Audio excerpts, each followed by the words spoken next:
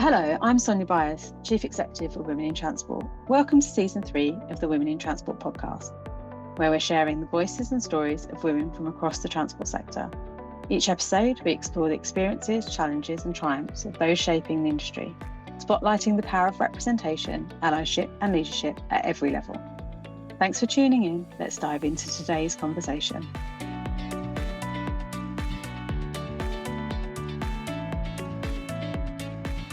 So hello and welcome to the Women in Transport podcast, where we spotlight the voices, experiences and leadership of women and allies across the transport sector. I'm Shireen Ali-Khan, engagement specialist, coach and co-director of the Women in Transport Lead Programme and Intersectionality. Today I'm being co-hosted with Jo. Over to you, Jo. Hi everyone, I'm Jo Field. I'm the chair of Women in Transport and I have been doing that role for about 4 years. And I've also been on the Women in Transport board for 10 years. I'm also the founder and chief executive of JFG Communications, which specialises in stakeholder engagement and public affairs for the transport industry. As a consultant, I've worked on transport projects across the public, private and third sectors. And before that, I was at Transport for London. So in total, I've been in the transport sector for almost 20 years. As a woman in the sector, I have the lived experience of, I guess, the challenges and the opportunities that being a woman in a male-dominated sector can bring. So yeah, excited to be co-hosting with you today, Shireen. Wonderful, thank you, Jo, and welcome. And today we are joined by 3 brilliant guests from Tesco's, each bringing their own stories, challenges and insights about working in a sector that's constantly moving and definitely evolving. So let's start with some introductions. Tell us who you are, your role at Tesco's, and one thing that you love about working in transport and our sector. Hello, I'm Vitalija. I'm a lead transport manager in Turok DC. I've been in transport for the last 6 years. I've been working for Tesco for 10 years. Previously, I've been a team manager in Peterborough Distribution Centre. And I love working in transport because there are no 2 days quite the same. One moment you can sort delivery schedules, plans, check traffic. Next day you can talk to people about their personal matters and just help them with everyday situations. Well, I'm Chris Jones. I'm the regional transport manager for the north of the UK and head of fuel logistics for Tesco. I've worked in retail logistics for 27, 28 years now. I started out as a driver. I worked as a shunter, as a driver trainer, and then in various management and leadership roles up to the position I'm in now.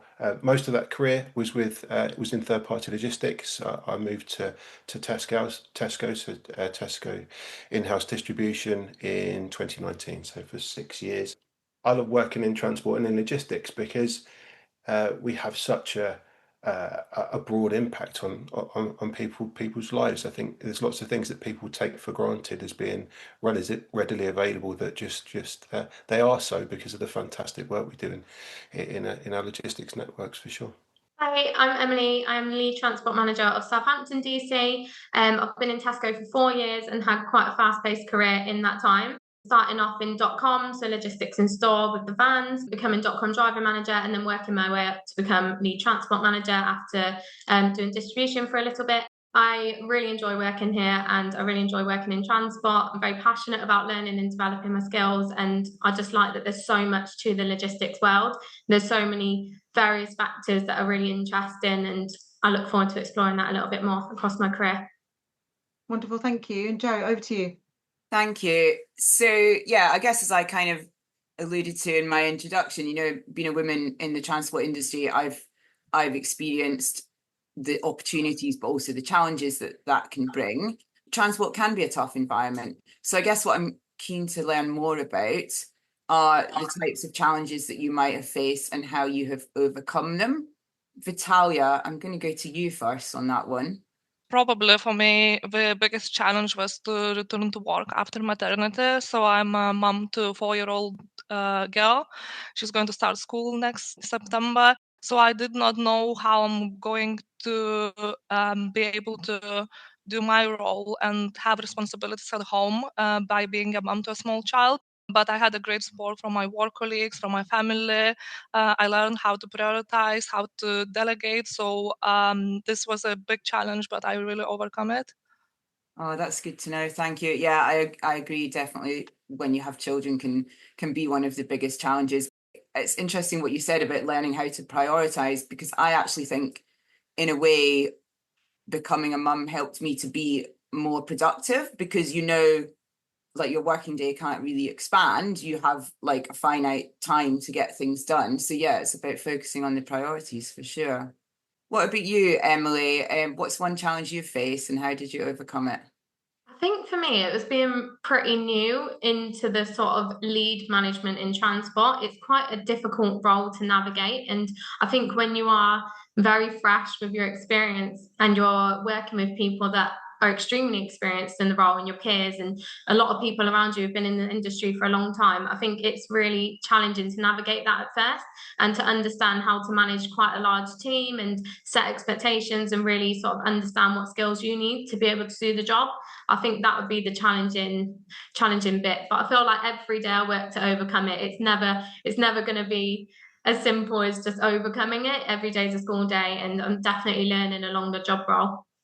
That's good. Yeah, it's good to know that you can learn and develop on the job for sure.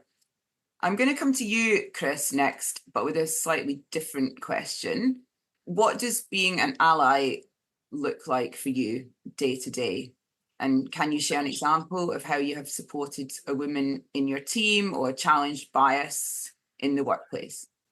Sure. So yeah, being ally means to me just a general understanding, trying to see things from a different perspective, and not just my own, and from my own experiences, trying to understand what it must be like for women in the transport industry that is still very male dominated, how that journey for women in transport must be, and how different it must be to certainly my own personal experience, and having an understanding of that, trying to break down barriers, trying to support, mentor, and ensure that the opportunities that I've had, and the transport industry has provided me some fantastic opportunities. I can make sure that anyone, has those opportunities, no matter what gender, what race, etc. that person comes from, and how we can, how we can ensure that there are no barriers to equality, for sure. Thank you for that, Chris. And Emily, are you able to give an example of how allyship has benefited you? Yeah, I think, well, Chris is one of my allies for a start. I think since I've began my career, even when I was working in stores and I was sort of networking to get into distribution, I kind of knew what I wanted and I went for it.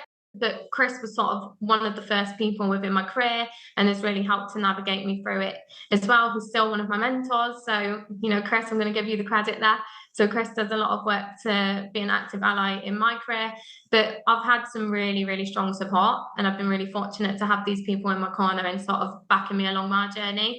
Just active sponsorship and mentorship, and I've really had to work those relationships to make sure that I'm always on the front foot with it. When you do step into these roles, it is difficult to navigate, and having those people around you and really strong active allies make it all sort of worth it and really help you along your journey. And I've been quite fortunate with that side of things. Definitely. Thank you for sharing that. And it's good to know that Chris has been your ally. What about you, Vitalija? Has allyship benefited you? I'm lucky, same as Emily. Reference Chris being my ally. And for me, myself personally, is being able to step into conversation and in a room when something does not seem right, and being able to challenge this. I enjoy doing my best and making my environment more inclusive by promoting recruitment, progression, mentoring. So the biggest thing probably is about challenging when something doesn't feel right and doesn't sound right. Thank you. I'd like to expand a little bit on the allyship, but also just having someone in your corner. Was Emily, you mentioned around having someone in your corner. Did you accidentally find an ally in Chris, or was it deliberate? Because the reason why I say this is because on the lead program, we ask people to consider who are your champions, who are your allies, and effectively to create a board. And I don't think we do that act deliberately. Often it happens accidentally, or often we will be allies for other people. And really, allyship and being a champion is just being a good person, right? But was it deliberate, or did you kind of see something in Chris? Did Chris see something in you? What would you do if you didn't have an ally? I just want to know a little bit more about that.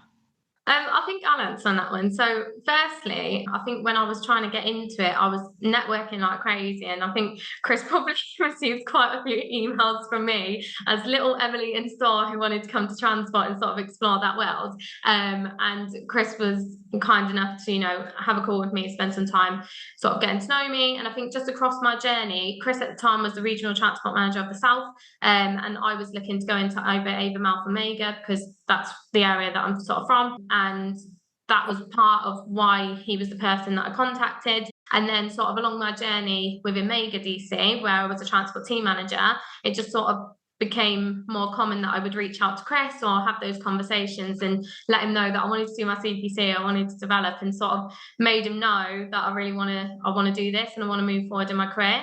And I just think along the way, it just sort of naturally progressed. And then when I stepped into this role, I did ask Chris to be my technical skills mentor. So I just think it just sort of worked and we went from there, really. I love that. I love that you've gone from networking to allyship to mentorship and really understanding, actually, I've got a skills gap here. Can you support me in upskilling or kind of, reskilling? But also that started with you networking. And I just feel like there's a real deliberate step there that often women are not told or taught how to in actually kind of advocating for themselves. And what does that advocation look like? We always say it's about how people speak about you when you're not in the room. And it feels like, Chris, you do a lot of that, whether it's accidentally or on purpose. So I just wanted to kind of pick on that a little bit as to how some of our listeners could be a bit more deliberate in the steps that they take in seeking allies and champions. From my perspective, I think Emily's hit on a really important point. She has been incredibly proactive in managing the career. I would say the same thing about Vitalija as well. Yeah, that makes it easy for anyone that's looking for succession planning for how we develop people through our business. When you have people who are so overtly reaching out to push themselves, both Emily and Vitalija made my job very easy on that front. I think the other thing I would say is that we do have very good succession planning and we pride ourselves on our talent spotting within our business. We are a big business, 250,000 employees, and we do a very, very good job of developing people through our business, and not only that, that's very well supported not only by the talent and the succession planning, but the equality networks that we have within our business as well are also a big support to that. We've mentioned how big Tesco's is. Emily, you mentioned that you were working in one part and you've moved. Vitalija, similarly to yourself, why did you choose distribution? What was attractive about it? What keeps you there? Why that part of Tesco's? Because even with me, I'm learning all the time about how big the transport sector really is. So I'd love to hear more about that. So I kind of never thought that I'm going to work in distribution. I even was making jokes when I was still a student and I was studying at home, and I said to my mom, I will never work in distribution because my mom works in distribution as well. So for me, it was a bit of a different turning. So I started working, like I mentioned, on a shop floor, and I just like a temporary job, and I really enjoyed, and I found myself being able to adapt all the skills I had and all the knowledge I learned in university and from my previous job experience. And like Chris mentioned as well, there was such a good development program, and people spotted that I have talent, and Chris was one of them. Bit opposite from Emily. Then Chris spotted me. He said, "You have talent. You need to go through options. You need to progress." And I pushed for that, and I really enjoyed every minute. And I think that's why I stayed in distribution and in transport. I love that. Thank you. Every time we have conversations with people, yes, there's process, yes, there's organizations, but it's people at the end of the day. It's people coming to support. It's, you mentioned how no day is the same. And then you've even said you've gone through that journey of not distribution to then thinking, actually, this is all right. So it's interesting, that journey that we all go on and kind of just fall into career sometimes, but there are things that keep us there. And sometimes it's purpose, sometimes it's people. And it sounds like you've got kind of all of that, as well as that career development and that opportunity to move up and move outwards into other places as well. So for me, my stepdad's actually a transport manager, but externally, so not in a big company like we are, a private limited company, very small operation. And as a teenager, he would always take me to the CSV shows in Birmingham, where I first learned about sort of telematics, and I looked at fleet, and always sort of had an interest in it. But actually, prior to transport, I was actually a pub manager. So I had my own pubs and I sort of did that. So very, very different change. And I sort of knew I was interested in transport. And it wasn't until sort of COVID happened, I joined Tesco and I got into sort of .com. My guys were going to their HGV training at Avonmouth and said to me, you'd be really good in distribution. And this is going to sound really silly, so don't mock me, but I didn't really know what distribution was.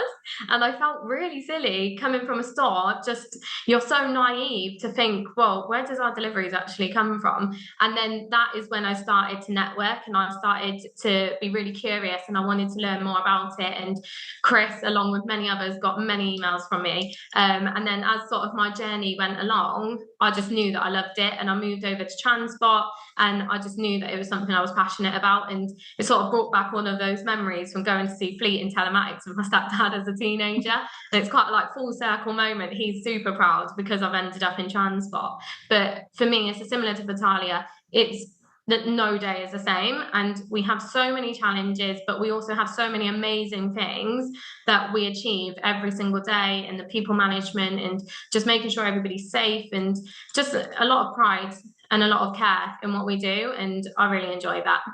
I love that. I love that kind of full circle moment of, I don't really know what this sector's about, to right, I'm here, I'm staying here. And not too dissimilar, career in transport and infrastructure. My very first conversation was, what's this engineering malarkey about? And actually, as soon as I found out, I've just not left for, a good couple of decades. So for me, it's that importance of role models, that importance of information that you're describing, and that kind of awe that comes from all of our related sectors around transport infrastructure, and transport in its widest, because you highlighted a time where you saw fleet and you thought, wowzers, this is pretty awesome.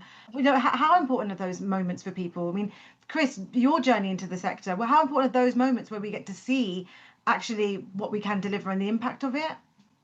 Yeah, for sure. I think, I came into the industry in a quite a different route as I've described, and I loved the autonomy of being a driver when I was a driver. But as I developed through into management roles, the scale and the size of what we achieve. Fortunate enough to have worked for a very very large third-party logistics company, and then one of the biggest retailers there is to work for. So that you can times that by a factor of many for the organisations that I've worked in. But when you step back and think about the scale of what we achieve on a daily basis in logistics, it's quite staggering. It's some of my proudest moments are just based on purely that sheer scale. What we do with a relatively few amount of people as well. Might I say we're quite people efficient in industry, I feel, and we achieve a lot, and it still takes me aback. And there's still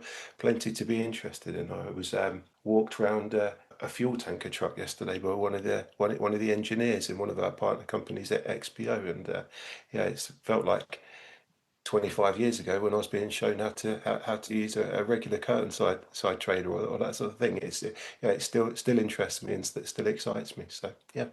Yeah, and what a privilege to be in a space where you always have opportunities to learn and evolve and engage and to see what's happening, and that speaks loads as to why people are attracted to certain sectors and certain places. I would like to talk about Tesco's, and I'm sure our listeners would be keen to hear more as well. The good stuff, but also where there's still room to change. I think it's great to highlight the positives, but we as a sector, we know there's still more that we can be doing. So how is Tesco's working to create a more inclusive culture in transport and beyond? Chris, you mentioned some of the equality groups as well. What is Tesco's doing within that area, but where is there still room to change? What more can we do? I think as an industry, I would definitely talk about this as an industry rather than Tesco. If I think about as we've exited COVID, and we had the IR35 legislation brought in at the same time, we saw a significant driver shortage in the transport industry. we've had fantastic success by, again, leaning on the scale of our business, developing people through from shop floors and from warehouses into LGV driving positions, and we've had some fantastic success in terms of improving our gender balance within our driver population. But if you think about the industry as a whole, transport specifically, around 1% of LGV drivers, just over 1% now, I think, are female. That's a big challenge for us to face as an industry, and I'm very proud of what we've achieved in Tesco on that front. But on a larger scale, as an industrial scale, we've got a lot more to do for sure. If I think about facilities and security whilst drivers are out on the road, there's lots that we can do to encourage more women in transport for sure. I think we've got a reasonable way to go. We made some great strides, and again, I'm a firm believer in that in Tesco we're ahead of the industry, and you can see that in terms of our driver gender mix. However, as I say, there's a long way to go. Yeah, I agree with Chris. There is still, I think, room to invest in training and in the flexible working as well. It can be scary industry if you're young and if you're female, you work in a really male-dominated environment, and especially as well, like talking from my own experience, having young family, and having small children. I think flexibility is really big. It's a really big deal when you go to work. And again, we need to challenge outdated perceptions as well to create more inclusive workplace. How can we challenge those outdated perceptions, Vitalija? What would be good in order to combat some of that and push against it? I think what we've spoken previously, by standing up and challenging what does not sound right, being ally for other people, trying to promote people and develop training, spotting talent, and I think these are the challenges. These are the things we can challenge. Okay, so Emily, your perspective, what's going well? What is Tesco's doing to really promote that inclusive culture, and then what more can we do to change? I think as a business, we're doing really well on the inclusivity. And I think it's not even just about being a female in transport. I think as a whole, we're doing so much as a business to make sure that we are promoting different cultures and genders, race, and just making sure that we're really supporting our networks. We've got great active allies.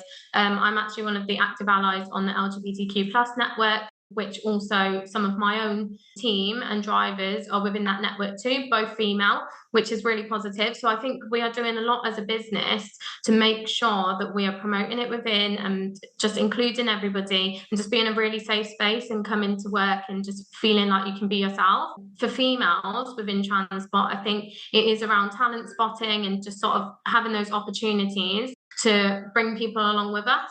And not just about being a HGV driver, but within our office teams as well, definitely seeing a more sort of cultural approach to bringing females into the roles, and it's really great to see. Thank you. And we've mentioned, as we've been speaking around flexible working, and Emily, I'm glad you kind of expanded away from gender, because actually when we talk about intersectionality, there are lots of intersections that go absolutely beyond gender, around sexuality, around race, around class, around age, and so there are lots of things here. But how important is the ability to flexibly work? What does that mean to the three of you here and to the wider workforce? One of the biggest tasks that we have is managing flexible working, I would say. I would say that's one of the things that probably comes past my desk the most and around my team managers and how they're managing their crews. I would say flexible working is something that a lot of our colleagues are obviously interested in, people with young families, changing situations at home. And I think what Vitalija says about being a parent and being a mother, that is an attractive part of your job, is to be able to flexibly work and come and still do your job and be passionate about the role that you do. I think within transport, we probably don't see enough flexible working for mums, maybe, but that is definitely something that I see the business working on. Chris, what do you think? Yeah, there's a couple of bills I would add to that. We absolutely have worked incredibly hard on what flexible working options we can offer people. For example, and going back to driver population. We're trialing different rotas that give a different work-life balance mix, a rota of shorter shifts, specifically with that people returning from maternity leave, etc., in mind. It's definitely a journey that we're massively invested on in terms of flexible working, and as I say, I think you touched on age being a factor here as well, Shireen. You know, we understand that in newer generations of people coming into the workplace, work-life balance more important than perhaps remuneration and other aspects. So we're also looking at rotas to suit those people that do want a different work-life balance, as well as the other factors I mentioned. We know that affects retention rates as well as satisfaction rates. So it's all about kind of leaning into that human experience and actually how people work rather than anything else. That's really good to hear. Vitalija, is there anything to add around the flexible working side of things? How does that impact you? Yeah, I agree with everything what both Chris and Emily said, and like me personally being affected by that, it's really important to myself personally to being flexibly working. So doing quite a demanding job and doing quite a lot of hours, it makes really important to me and to my family. So I have healthy life balance. We do like Emily mentioned, reviewing a lot of start time requests and changes and how to support people with rotas. I think we're supporting families as well. We have a quite few families working in the same workplace, so we try to accommodate the best flexible work requests for them and how to have the offs together or how to work around childcare or even just have a healthy life balance. So I think it's really important. It keeps people happy and it keeps people working, not leaving. So really extremely important. When I listen to a podcast or do a training, I always like to have a sort of top tips or a takeaway points. What is the one small, or it doesn't have to be small, but the one small but powerful thing that leaders or managers can do to support women in transport? So I'm going to ask you first, Chris, from your perspective, and then I'll go to Emily and Vitalija. Yeah, one thing that I do, and I would suggest that it is a good bit of advice, is just taking a few minutes each day to reflect on decisions you've made, the way you've gone about things, and interactions you've had, and think about what could you do differently tomorrow. You know, what would you do differently to ensure you're creating the safest possible working environment where all ideas are welcome, all input from absolutely anybody is welcome, and you're looking to utilize those ideas and different perspectives to make your business and your operations stronger. I think it's really important to build the confidence of people, and I think by having everyday conversations, at least short 5-minute conversation with a person, helps to build their confidence, shows that you are kind of giving attention to that person, that we can feel confident and we can speak and be themselves in an open environment. As well as from a leader perspective, I think you should allow people to make certain decisions. I was quite lucky by being involved while I was on my progression, being involved in a lot of decision making and making difference, which really helped to build my confidence and to do the job I'm doing now. I think it's all about listening and understanding our colleagues and really understanding what motivates them and what do they want out of their career progression, and just encouraging them to build a positive network, because your network really does build strength and wealth within your knowledge and your sort of power to lead and move your career.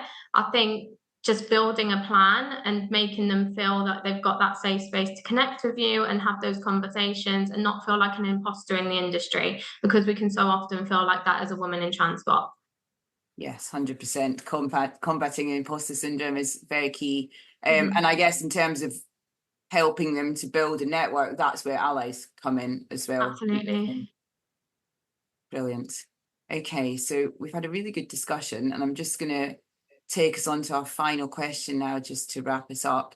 So what I want to know is, what is your hope for women in transport over the next 5 years? And to help us get that, if you could finish this sentence, women in transport are something.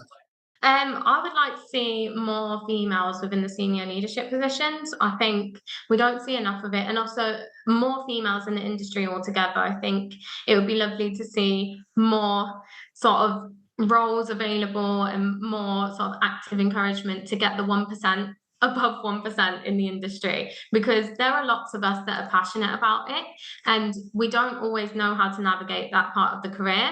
And I was an example of that once upon a time, and now I'm here, and it would be great to sort of encourage and bring more females into these roles.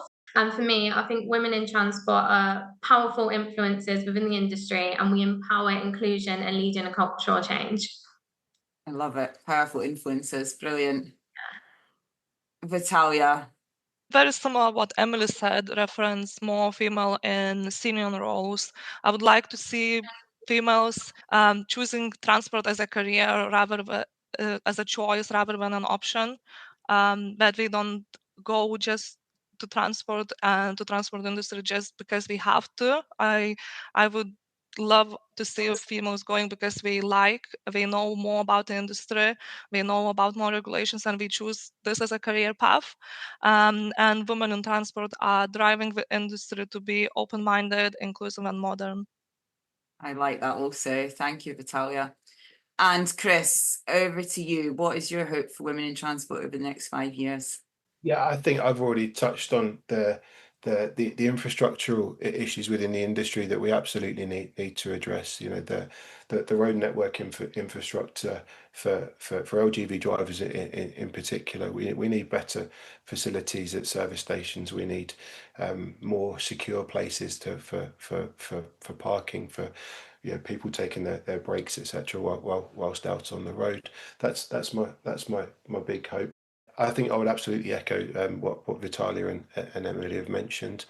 It will be fantastic to see more women in senior leadership roles. I think we are getting there. We are moving in that direction at pace. But yeah, that would be a great thing to see. And I believe that women in transport are strengthening the industry with a diverse perspective. Definitely strengthening the industry. Amazing contributions. Really great to have the conversation.